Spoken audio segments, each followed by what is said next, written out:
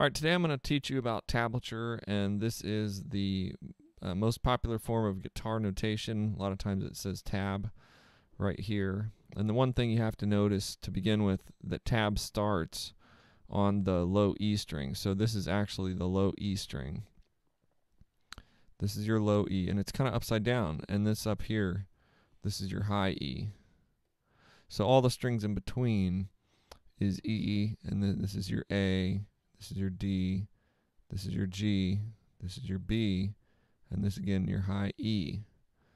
So low E, high E. And tablature is based on numbers. So if we're going to start tablature and see numbers, this is a fret number. So this would be 0 fret, which would be open. Okay, so these are your fret numbers. So if you were to see, say, 1, 2, 3 on tablature, that's the low E string. This is the low E string again. And we would see play fret 1, fret 2, fret 3.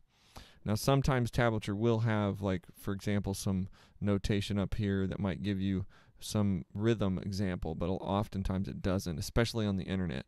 So we'll first talk about the strings, and we did talk about that. We're going to talk about how you can read tablature pretty easily.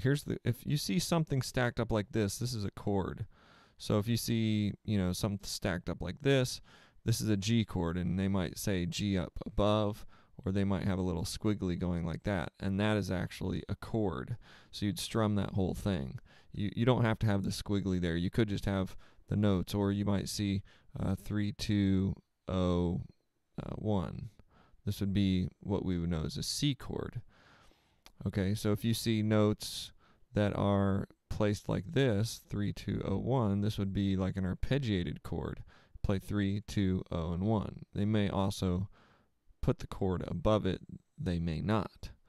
So this is, again, your high strings, and this is your low strings. So you would start on your low A string and play the 3rd fret, the 2nd fret, open, and 1. And this you'd actually put all of this as a C chord. Okay, now we're going to talk about some different notations that you see. And for the most important one is a power chord. So you may see 3 and 5. And you may see these lined up over and over and over again. And that's a power chord, a 3 and a 5. That's a 3 and a 5. So that's your power chords. Let's talk about 2 notes that you maybe would slide from one to the other. So if you see a 5, and then you see a little thing like this with the slide, that's slide, and 7. So this would be 5, start on 5 and slide up to 7. And this can be any note to any note, so it could be anything. Sometimes if we're sliding into 7 from open, you'll just see the slide and you'll see the 7. So you're just sliding in from no fret, maybe even from open, all the way up to 7. So that's one thing about slides. If you see a hammer-on, you might see a hammer-on, say, like from 1 to 3, and you have a little thing like this. This is a hammer-on. So you would play the first note, and then you would hammer on the 2nd note. That's a hammer-on. The same thing with a pull-off. You might see 7, 5, and you might see a thing like this with a P. Okay? Or sometimes, I guess they might use PO.